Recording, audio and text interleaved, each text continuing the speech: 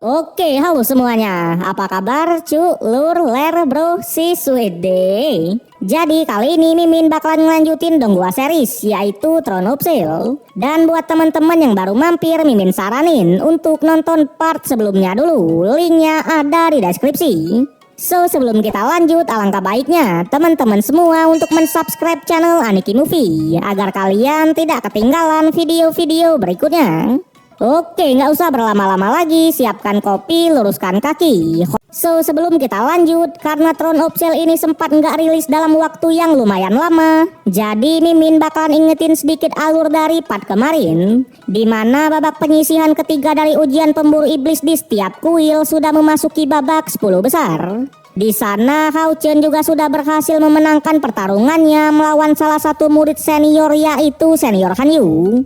Dan kemudian cerita pun berlanjut ke Throne of Steel season 2, di mana karena Senior Han Yu tak terima akan kekalahannya kemarin, jadi mau tak mau tetua yang ternyata bernama Tuan Paladin langsung mencabut kehormatannya dan menghapusnya dari posisi kesatria di kuil mereka. Sontak semua yang mendengarnya sangatlah kaget. Bahkan Hao Chen yang menyadari kalau itu adalah hal yang sangat memalukan, ia pun malah membela Senior Han Yu dengan mengatakan, dikutip dari ibunya, bahwa manusia itu tak ada yang sempurna. Tentu karena Senior Han Yu hanya melakukan sedikit kesalahan, jadi menurutnya hukuman dikeluarkan dari kuil itu sangatlah berat. Dan oleh karena itulah Hao Chen meminta agar doi diberikan kesempatan lagi. Tapi sayangnya kebaikan Hao Chen itu malah ditolak mentah-mentah oleh Senior Han Yu, karena terlihat ia malah sangatlah marah melihat Hao Chen yang membelanya. Tentu hal itu membuat Tuan Paladin pun semakin kesal atas sikap dari Senior Han Yu. Bahkan meskipun Hao Chen sudah membelanya, ia tetap dengan pendiriannya dan tak akan membatalkan semua yang sudah ia putuskan tadi. Dengan ini ia pun menyatakan kalau Hao Chen lah yang memenangkan pertandingan sekaligus menjadi kesatria satu-satunya yang bisa mengalahkan kesatria senior. Jelas ia juga menyatakan di babak berikutnya Hao Chen tak perlu bertanding lagi dan langsung menunggu di babak final. Widih, ini nih Lord Hao Chen nih bos. Sontak semua yang mendengarnya benar-benar dibuat kaget, karena memang dengan begini Hao Chen langsung bergabung ke tim pemburu iblis. Bahkan ia juga menjadi orang pertama di kuil kesatria yang memesan tiket ke dalam tim pemburu iblis. Jelas mereka yang tadinya tak peduli dengan Hao Chen sekarang malah sedikit bertanya-tanya soal latar belakangnya. Kemudian setelah pertarungan tadi, Tuan Paladin pun mengajak Hao Chen untuk mengobrol. Tentu Senior Lee Sin dan instruktur yang melihatnya mereka juga sedikit penasaran. Tapi ternyata setelah bertemu Tuan Paladin hanya mengatakan kalau Hao Chen ini adalah murid yang sangat berbakat. Jelas ia sendiri juga sangat menantikan penampilan-penampilan Hao Chen yang berikutnya. Dan kemudian ia pun malah bergegas pergi.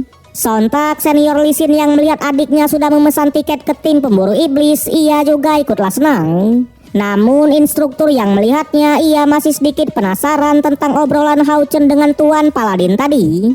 Yang ternyata sebelumnya Tuan Paladin mengatakan kalau ia ingin menjadikan Senior Han Yu sebagai kesatria pengawal dari Hao Chen. Tapi meskipun begitu Hao Chen belum menyetujuinya.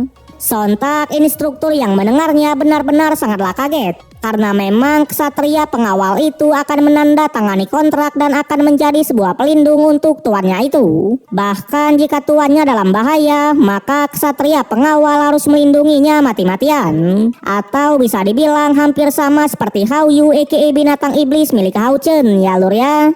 Tentu instruktur sendiri ia masih cukuplah kaget, karena memang Senior Han Yu itu adalah seorang kesatria jenius. Tapi di sana Senior Lee Sin yang mendengarnya ia tetap menolak, karena memang dilihat dari perilakunya tadi ia pun menyimpulkan kalau doi bukanlah orang yang baik. Waduh. Sementara Hao Chen sendiri ternyata ia juga tak terlalu setuju dengan saran dari Tuan Paladin itu. Namun di sela-sela obrolan mereka, tiba-tiba Hao Chen pun baru teringat kalau ia punya janji dengan Chai Alhasil tanpa basa-basi lagi ia pun bergegas pergi dan menemui Chai di tempat biasa. Singkat cerita, sesampainya ia di tempat Chai tiba-tiba Chai malah mengeluarkan aura membunuhnya. Sontak para asasin yang melihatnya, mereka pun langsung beranggapan kalau Chai-er sangat marah kepada Hao Chen yang sudah membuatnya menunggu lama. Tapi ternyata anggapan mereka itu salah besar, karena nyatanya Chai-er malah sangat khawatir dan langsung mengetahui kalau Hao Chen sedang terluka ringan. Sontak Hao Chen yang menyadari kalau Chai-er bisa mengetahui itu, ia pun sedikit bertanya-tanya. Chai-er bilang kalau ia bisa mendengar semuanya. Tentu meskipun ia tak bisa melihat, tapi pendengarannya jauh lebih bagus daripada manusia biasa. Bahkan ia sampai mengetahui kalau nafas dari Hao Chen sedang tidak stabil. Sontak Hao Chen yang mendengarnya, ia pun akhirnya menceritakan kalau di ujian tadi ia menghadapi lawan yang kuat, yang membuat ia pun sedikit mengalami luka. Namun meskipun begitu, ia tetap memenangkan pertandingannya. Yang pada akhirnya setelah obrolan tipis-tipis itu, mereka pun sedikit bermesraan sembari mengantar Chai-er pulang. Tapi di perjalanan Chai-er malah mendengar sebuah suara, yang ternyata itu adalah suara kembang api. Jelas karena Chai-er ini tak bisa melihat, Hao Chen pun langsung berinisiatif untuk menggambarkan kembang api tersebut di telapak tangan dari Chai-er. Ya lor ya, wede. Romantis juga lor yang satu ini kan. Sontak Chai-er yang menyadarinya, ia pun langsung teringat masa kecilnya dulu, di mana dulu ialah yang menuliskan sesuatu di tangan Hao Chen. Namun singkat cerita, setelah sedikit adegan bucin tadi, mereka pun akhirnya sampai di depan kediaman milik Chai-er. Di sana sebelum pergi, Chai-er juga mengingatkan agar Hao Chen beristirahat. Sementara Hao Chen sendiri karena besok ia tak ada pertandingan, jadi mereka bisa ngebucin lagi. Waduh lord. Kemudian Chai-er yang tadinya sangatlah dingin, ia mulai perhatian kepada Hao Chen dan mengingatkan agar Hao Chen tidak bertarung terlalu keras. Namun tentu Hao Chen bilang kalau itu adalah sebuah usaha, di mana ia selalu berusaha untuk menjadi kuat agar bisa melindungi kekasihnya itu. Wede, sikat lord. Yang pada akhirnya mereka pun bergegas bubar. Sontak Chai-er yang mendengar banyak kata-kata gombal tadi, ia pun semakin bucin. Bahkan ia menyuruh para bawahan asasinnya untuk menyelidiki pertandingan di kuil kesatria tadi dan mencari tahu siapa yang melukai Hao Chen. Tak hanya itu, ia juga menyuruh para bawahan untuk mengirimkan banyak pil pemulihan ke kamar milik bucinannya. Wede. Sedangkan di tempat lain atau di ruangan milik Tuan Paladin, ternyata senior Han Yu ini adalah cucu dari Tuan Paladin, ya lur ya. Yang dimana terlihat di sana ia sedang memarahi cucunya itu, karena memang tindakan senior Han Yu barusan benar-benar sudah mempermalukannya. Senior Han Yu yang mendengarnya, ia malah cukup marah karena menurutnya selama ini kakeknya selalu mementingkan reputasinya. Bahkan pada saat itu ialah yang memerintahkan orang tuanya untuk berperang sampai-sampai mereka meninggoy. Sang kakek yang mendengarnya hanya mengingatkan kalau ia adalah seorang kesatria. Ayah dari senior Han Yu juga merupakan seorang kesatria, di mana sang ayah sendiri meskipun ia tahu kalau menjadi kesatria itu sangatlah beresiko, tapi ia tetap bertarung sampai titik darah penghabisan. Sedangkan senior Han Yu sendiri ia malah meremehkan musuh dan sampai memprovokasi wasit. Dan oleh karena itulah ia tak layak sama sekali untuk menjadi seorang kesatria. Tentu jika senior Han Yu ini tak berubah sama sekali, ia bahkan tak akan bisa untuk bergabung ke tim pemburu iblis dan bertarung melawan para iblis. Sontak senior Han Yu yang mendengar semua bacotan itu, ia pun juga sangatlah marah. Tapi di sana karena ia sudah diusir dari kuil kesatria, sang kakek pun hanya memberikan dua pilihan. Di mana pilihan pertama ia memberikannya sejumlah uang dan pergi bersamanya. Sedangkan pilihan kedua, ia bisa menjadi kesatria pengawal dari Hao Chen, dan tentunya ia masih punya kesempatan untuk kembali ke kuil kesatrianya jika waktunya sudah 5 tahun. Tapi sayangnya senior Han Yu tak mau memilih kedua pilihan itu, bahkan ia malah menghamburkan uangnya tadi. Sontak sang kakek yang melihatnya hanya mengatakan kalau menjadi seorang kesatria pengawal itu juga tidak terlalu buruk. Terlebih lagi dengan begini, senior Han Yu masih punya kesempatan untuk mengikuti ujian pemburu iblis dan kembali ke kuil kesatria. Bahkan mungkin ia juga bisa mencapai segel ilahi. Namun sayangnya senior Han Yu yang memiliki harga diri yang tinggi, ia pun tetap menolak dan bergegas pergi. Di sana sebelum pergi ia juga cukup kecewa dengan kakeknya yang katanya di matanya ia tak pernah lebih baik dari orang lain. Waduh. Sementara Tuan Paladin sendiri, ia yang sebelumnya menyuruh para bawahan untuk menyelidiki tentang Hao Chen akhirnya mengetahui sebuah fakta yang dimana Hao Chen adalah anak dari Master Quill mereka yaitu Tuan Xingyu. Tentu dengan begini Hao Chen menjadi pewaris kesatria Retribution terkuat di seluruh dunia. Dan oleh karena itulah ia sangat ingin cucunya menjadi kesatria pengawal dari Hao Chen karena menurutnya mungkin Hao Chen bisa merubah sikap dari senior Han Yu. Tapi karena cucunya sudah menolak, ia pun juga sedikit kecewa karena katanya kenapa senior Han Yu tak memahami niatnya ini. Sementara Hao Chen sendiri melihat Chai sudah mengirimkan banyak obat kepadanya, ia pun juga tak mau mengecewakannya dan bergegas untuk memulihkan diri sekaligus mempersiapkan diri di babak selanjutnya. Karena memang meskipun ia memenangkan pertandingan tadi, tapi itu hanyalah sebuah kebetulan. Jelas jika saja senior Han Yu tadi tidak meremehkannya, mungkin ia sudah kalah. Karena nyatanya perbedaan tingkat 4 dan 5 masih terlalu jauh. Apalagi jika ia bertemu dengan senior Wen Zhao yang merupakan kesatria terkuat. Tentu jika ia tidak latihan dari sekarang, ia pasti akan kalah telak. Bahkan ketika Hao Chen membayangkan pertarungan mereka, ia seperti tak punya celah sama sekali. Karena memang dari segi serangan ia sudah kalah. Dari segi mana ia juga sudah kalah. Bahkan Tungku Roh Sucinya tidak berperan besar dalam pertarungan 1 lawan 1. Terlebih lagi binatang iblisnya yaitu Hao Yu juga tak ada tanda-tanda ingin kembali. Tapi meskipun begitu ia masih memiliki sebuah cara agar ia bisa memenangkan pertandingannya. Sedangkan di tempat lain, terlihat senior Wen Zhao langsung diberitahukan oleh ayahnya yaitu Yang Hao Han kalau Hao Chen adalah anak dari Master Xingyu.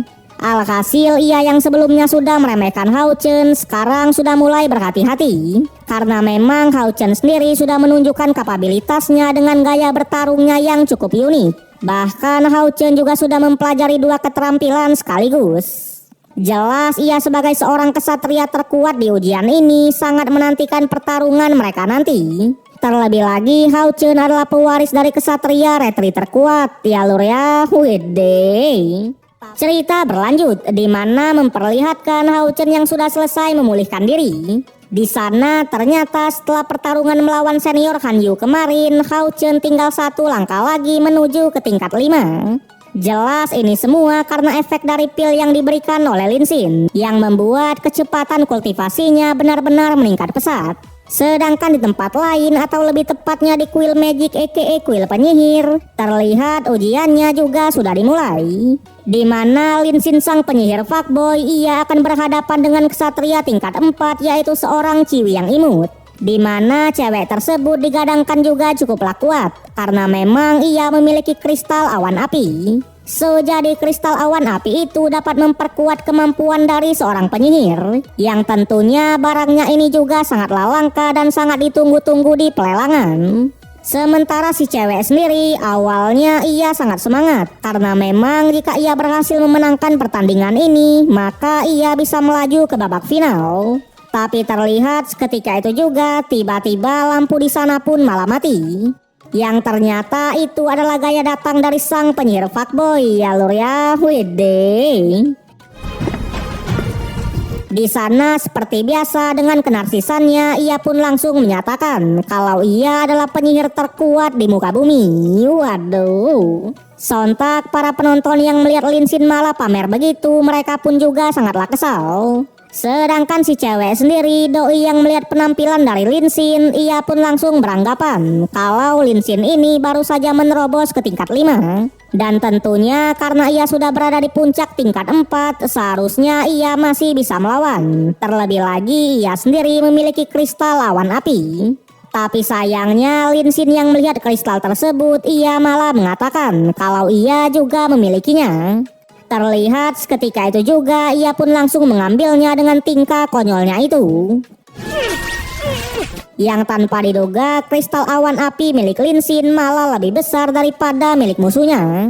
Jelas hal itu membuat semua sangatlah kaget. Karena memang untuk mendapatkan yang kecil aja itu sangatlah susah. Tapi Lin Xin bisa mempunyai yang sebesar itu.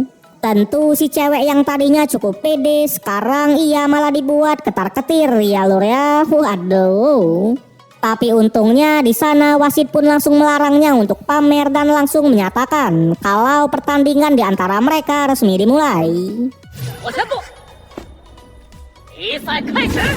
Jelas Lin Xin yang melihat musuhnya sudah down duluan pun langsung mengatakan karena mereka berdua ini sama-sama penyihir api, jadi ia mengajaknya untuk bernegosiasi.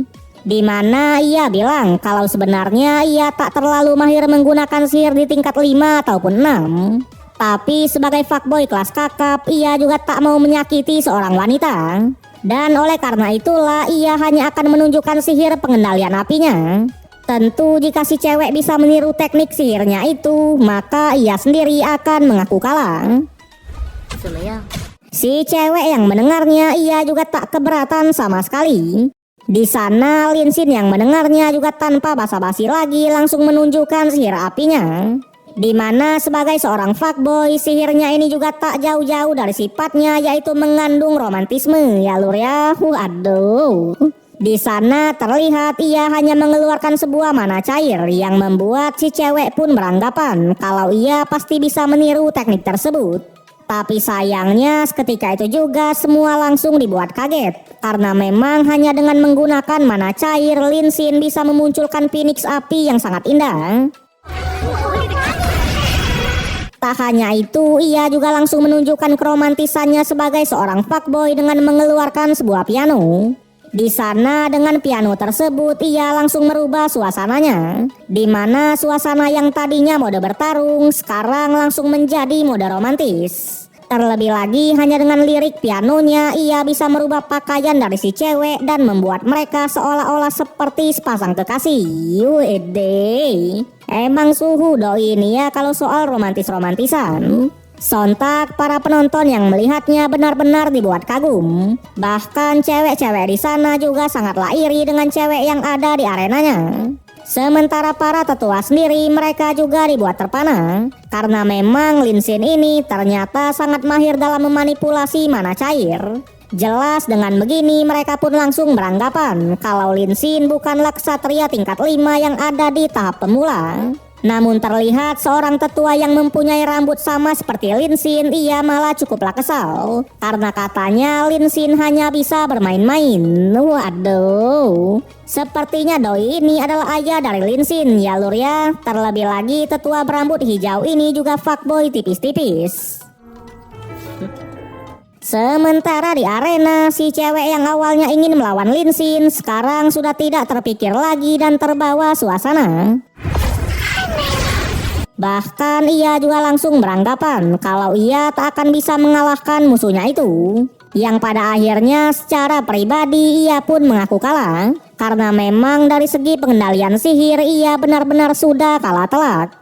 Sedangkan para tetua sendiri mereka yang melihatnya benar-benar sangatlah senang. Karena menurutnya kuil sihirnya akhirnya kedatangan seorang jenius. Tak hanya itu, wasit yang melihatnya ia juga langsung menyatakan kemenangan dari Lin Xin dan berhak menuju ke babak final.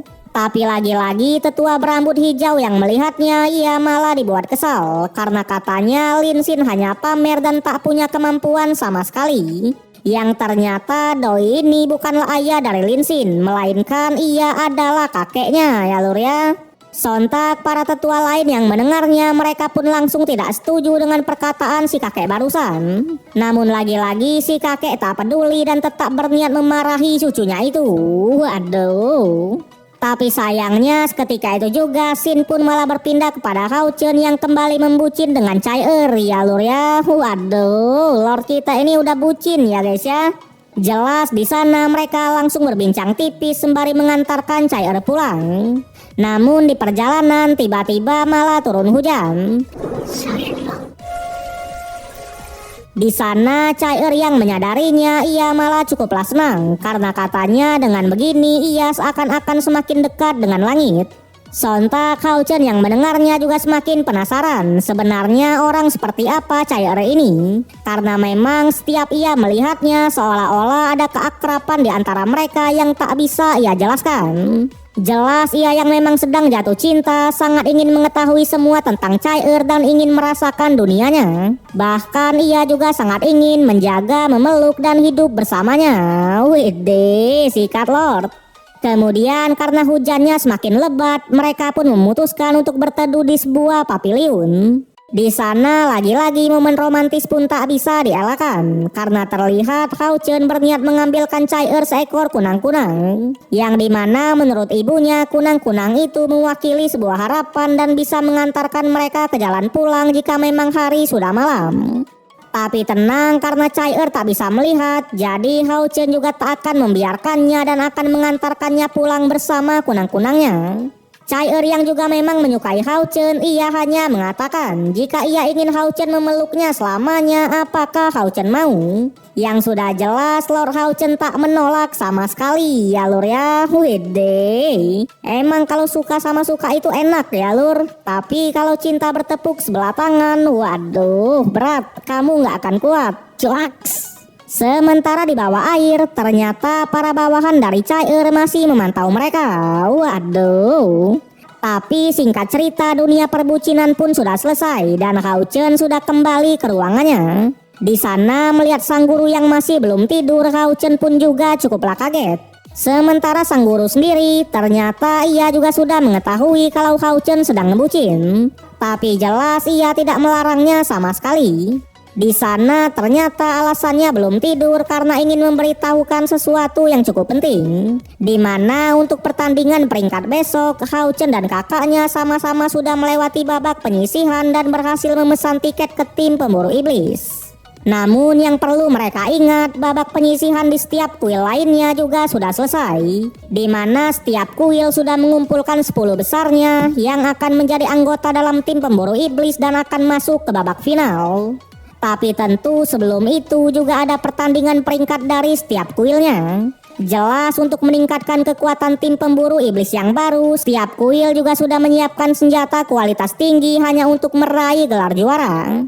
Tapi meskipun begitu, sang guru hanya berharap agar Hao Chen fokus dulu ke turnamen internal besok.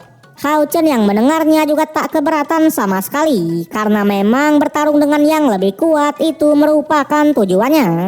Kemudian keesokan harinya, terlihat hari pertama turnamen internal di ujian kesatria pun sudah dimulai. Di mana Tuan Paladin langsung mengucapkan selamat kepada 160 kontestan yang sudah berhasil masuk ke tahap ini. Jelas dengan begini ia pun langsung menyatakan kalau turnamen internal atau turnamen peringkat kuil resmi dimulai.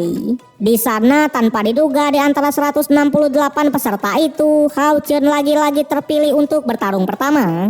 Dan kali ini lawannya juga nggak main-main, yaitu peserta terkuat aka Senior Wenzhou. Sontak para penonton yang melihatnya langsung beranggapan kalau Hao Chen sangatlah sial. Tapi tetap karena Hao Chen sebelumnya sudah berhasil mengalahkan Senior Han Yu di babak penyisihan, jadi untuk pemenang dari pertarungan ini benar-benar tidak bisa ditebak.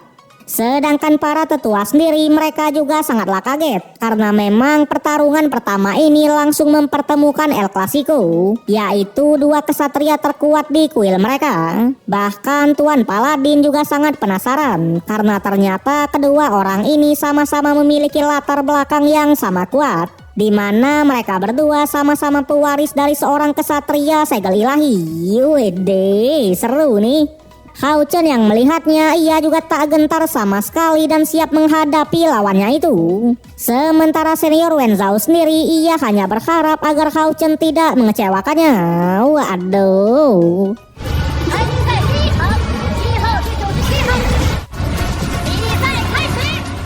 Cerita berlanjut, di mana setelah berakhirnya babak penyisihan kemarin, sekarang saatnya masuk ke turnamen internal. Di sana terlihat dari sekian banyak musuh, tanpa diduga Lord Hao Chen harus bertemu langsung dengan raja terakhir, yaitu Senior Wenzhou. Sementara di sisi lain, seperti biasa Chai-er sedang menunggu Hao Chen di tempat kencan mereka. Sontak para pasukan assassin yang melihat nona besarnya dibuat menunggu lagi, mereka juga sangatlah kesal. Tapi di sana mereka mencoba memaklumi kalau nona Chai-er ini memang sedang membucin. Waduh. Terlebih lagi di sana Chai-er juga sudah menyiapkan sebuah hadiah untuk Lord Hao Chen kita. Sedangkan di arena pertarungan, terlihat babak pertama dari turnamen internal pun langsung dimulai. Di sana senior Wenzhou yang melihatnya langsung mengatakan kalau dari awal kompetisi dimulai win rate-nya masih 100%. Jelas karena ia sendiri sangat menantikan duel dari El Clasico ini, ia pun hanya berharap agar Hao Chen tidak mengecewakannya. Waduh. Sementara Hao Chen sendiri ia juga tak mau kalah dan mengatakan kalau ia juga sangat menantikan pertarungan mereka ini. Alhasil dengan ini duel El Clasico, Kopiko El Matadore pun tak bisa dielakkan. Terlihat di sana tanpa basa-basi lagi, Hao Chen pun langsung bertarung serius. Bahkan ia sampai mengeluarkan 3 keterampilannya sekaligus. Sontak hal itu membuat senior Lee Sin pun cukuplah kaget dan sedikit bertanya-tanya. Namun sang guru hanya mengatakan kalau Hao Chen mencoba bertarung sekuat tenaga dalam menghadapi musuh terkuat ini. Sedangkan di arena, terlihat senior Wenzhou malah masih cukuplah santuy dan berhasil menghindari semua serangan dari Hao Chen. Jelas hal itu membuat Hao Chen pun sedikit kaget, karena memang sebagai seorang kesatria Retribution, senior Wenzhou hanya menggunakan 1 pedang saja. Bahkan terlihat di sana ia seperti sudah membaca semua pergerakan Hao Chen dan tak tersentuh sama sekali. Yang pada akhirnya hanya dengan beberapa gerakan saja malah Hao Chen lah yang harus terkena serangan dari musuhnya.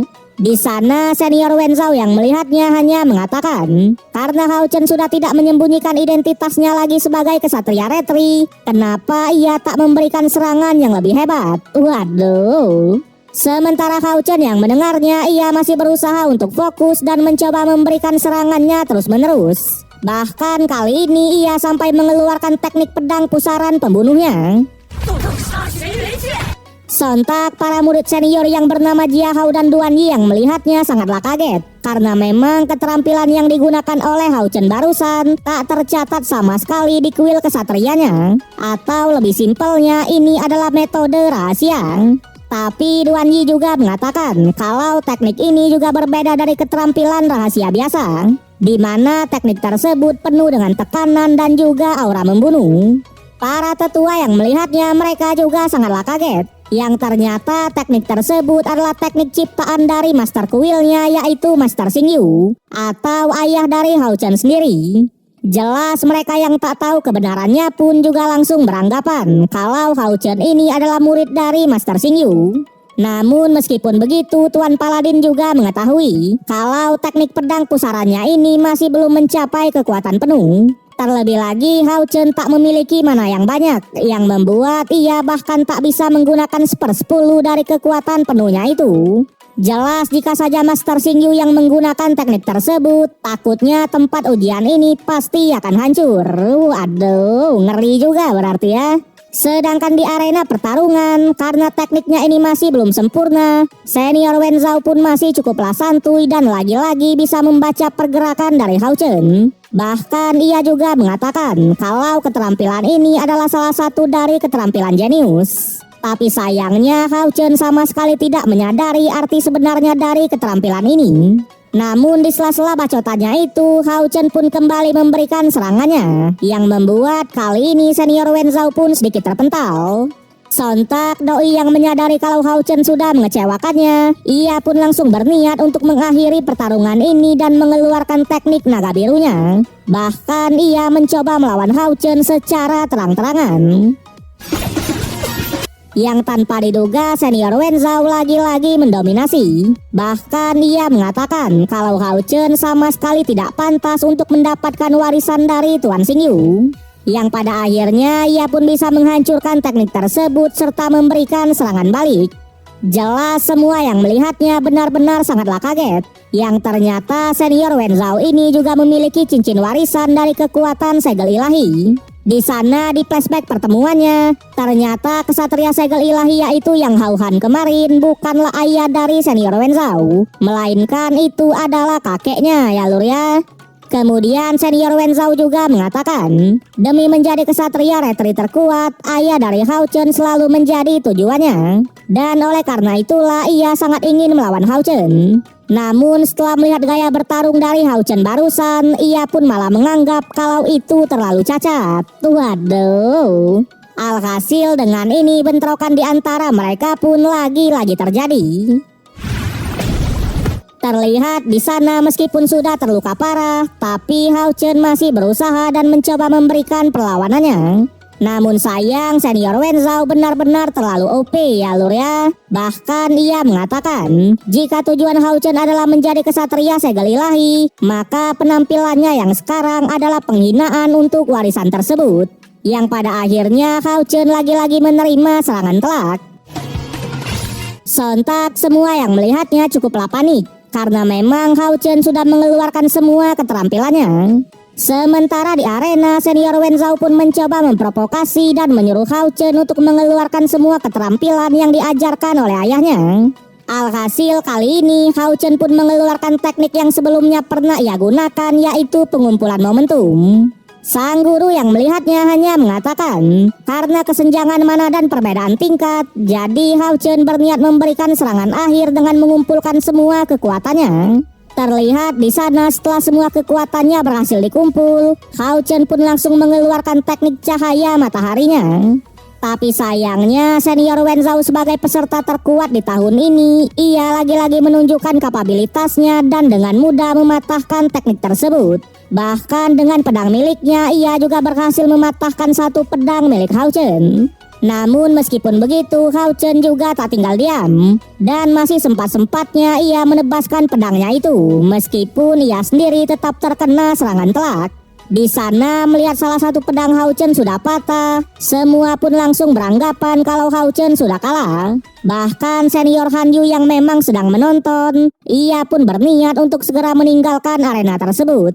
Tapi jelas sebagai MC dari Donghua ini, Hao Chen pun tak menyerah begitu saja dan mencoba untuk bangkit kembali. Senior Wenzhou yang melihatnya hanya mengatakan meskipun Hao Chen sangat berbakat, namun saat ini ia sudah tak bisa melanjutkan pertarungannya. Tentu ia pun menyarankan agar Hao Chen menyerah saja. Tapi lagi-lagi Lord Hao Chen menolak akan hal itu, karena memang dengan pedang yang tersisa ia ingin membuktikan kepada dirinya sendiri. Jelas kali ini ia pun menyuruh senior Wenzhou untuk menggunakan kekuatan penuhnya, karena ternyata tebasan terakhir dari Hao Chen tadi berhasil membuat armornya pecah. Tak hanya itu, Hao Chen juga menyatakan kalau pertarungan yang sebenarnya baru saja dimulai. Widih. Terlihat di sana ia memanfaatkan tungku rohnya untuk melakukan sebuah pengorbanan, di mana hal itu akan menyatukan mana dan darah dari Hao Chen, sehingga membuatnya semakin kuat dan bisa melampaui batas kultivasinya sendiri. Tapi meskipun begitu, teknik pengorbanan ini hanya akan bertahan selama 10 detik. Tentu jika Hao Chen tidak berhati-hati, takutnya nyawanya sendirilah yang akan melayang. Sontak semua yang melihatnya benar-benar sangatlah kaget. Terlebih lagi di luar cuaca sampai berubah ketika Hao Chen menggunakan teknik tersebut. Sementara senior Han Yu sendiri, doi yang tadinya ingin pergi, sekarang langsung kembali ke arena. Tentu ia juga sangatlah kaget, karena memang turnamen ini hanyalah turnamen biasa. Tapi Hao Chen sampai berani mengorbankan semuanya. Sedangkan di arena, dengan menggunakan teknik pengorbanan ini, perbedaan di antara mereka pun tidak terlalu jauh. Alhasil pertarungan yang sebenarnya pun baru saja dimulai. Di sana terlihat Hao Chen kembali mengeluarkan tebasan cahaya mataharinya dengan versi yang lebih kuat. Senior Wenzhou yang melihatnya ia juga menyadari selama 10 detik ke depan kekuatan Hao Chen ini tak kalah dengan kesatria tingkat kelima. Terbukti hal itu berhasil membuat senior Wenzhou pun bertarung dengan serius, yang membuat bentrokan di antara mereka pun lagi-lagi terjadi. Di sana terlihat Hao Chen dengan mode pengorbanannya ini, ia benar-benar berhasil membuat musuh tersurut. Sang guru yang melihatnya juga menyadari kalau inilah rencana dari Hao Chen, di mana ia dengan sengaja membiasakan dirinya dengan keterampilan dari lawannya, sehingga membuatnya bisa menyamakan kesenjangan di antara mereka, yang membuat ia pun bisa menciptakan peluang menang meskipun sangatlah kecil. Balik lagi ke arena, di mana pertarungan mereka pun masih sangatlah sengit dan tak bisa ditebak sama sekali.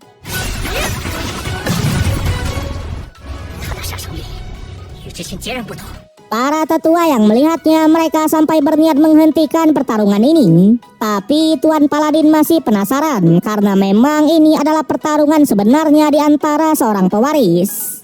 Sementara di arena, tanpa diduga Hao Chen lagi-lagi memaksakan menggunakan mana terakhirnya untuk memberikan serangan akhir. Sontak hal itu membuat senior Wenzhou pun sangatlah kaget karena Hao Chen benar-benar tidak takut mati. Sedangkan Hao Chen sendiri dengan mana terakhirnya itu, ia pun kembali mengeluarkan teknik pedang pusaran aka teknik ciptaan dari ayahnya. Jelas semua yang melihatnya lagi-lagi dibuat kaget karena memang kali ini tekniknya sudah sempurna dan benar-benar menyerupai teknik yang asli. Tak hanya itu, di dalam Hao Chen juga mengkombokannya dengan teknik tebasan cahaya mataharinya. Alhasil senior Wenzhou yang melihatnya, ia pun akhirnya mengeluarkan pedangnya yang satunya dan mencoba meladeni Hao Chen yang memang lagi berapi-api. Tapi sayangnya pertarungan epik dari El Clasico ini harus terhenti sampai di sini ya lur ya. Waduh. Sebagaimanakah kelanjutan dari pertarungan mereka? Kalau kita lihat dari preview episode berikutnya, ternyata sang kakek dari senior Wenzhou sudah beranggapan kalau cucunya akan kalah dalam pertarungan itu. Sementara di pertarungan, tanpa diduga mana dari Hao Chen ditarik dan dikompres oleh tungku rohnya yang membuat manahnya pun penuh kembali. Tak hanya itu, kita juga diperlihatkan keadaan di kuil assassin, di mana Chai Er juga sedang bertarung dengan seseorang. Tapi sayang kita harus menunggu dulu sampai minggu depan untuk mengetahui kelanjutannya. So, jadi makasih untuk teman-teman semua yang udah nonton. Sampai jumpa di part yang berikutnya. Zeh, hahaha.